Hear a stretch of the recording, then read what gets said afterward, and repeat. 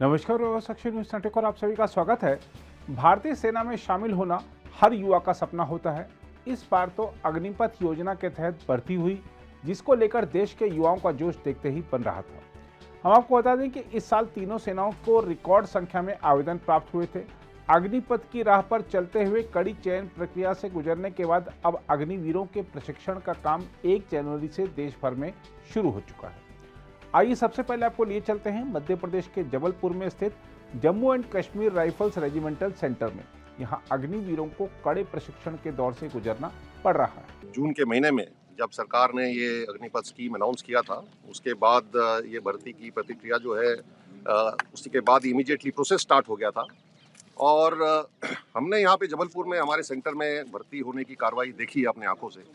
और जो ZRO जबलपुर है, उन्होंने अपनी जो MP के जो हमारे आसपास के डिस्ट्रिक्ट्स के जितनी भी भर्ती हुई है वो यहाँ पर हुई है भर्ती।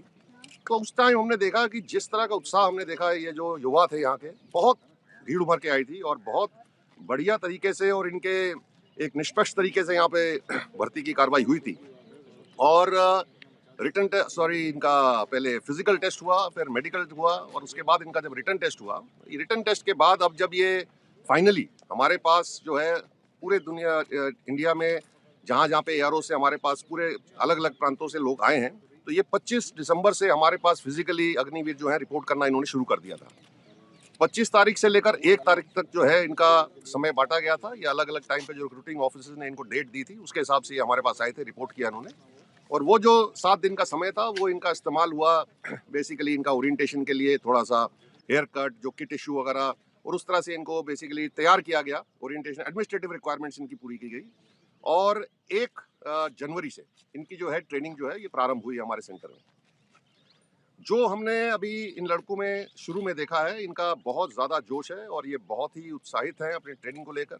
मुझे लगता है ये इनमें एक खुद में एक अच्छा करने की भावना है, एक that fire in the belly जो कहते हैं वो है इनमें, क्योंकि ये खुद पूछते हैं कि हमारे टेस्ट वगैरह कब होने हैं और डेट्स वगैरह ये अपने में भी प्लान करना चाहते हैं, अपनी प्रैक्टिस एक्स्ट्रा करना चाहते हैं, जो भी अच्छा करना चाहते हैं, एग्जाम में परफॉर्म करना चाहते हैं। इसलिए ये इनमें इस जो जोश देखा मैंने, ये बहुत अच्छा है। और जो मेरे को फीडबैक मिलता है इनके इंस्ट्रक्टर से कि पहले के रिक्रूट में और अभी के जो जवान आ रहे हैं हमारे पास, जो रिक्रूट आ रहे हैं अग्निवीर में, इनमें कोई ज़्यादा फर्क नहीं है। अग्निवीर में सिलेक्शन होने से मेरे साथ, मेरे परिवार और परिजनों में हर्ष और खुशी का माहौल है।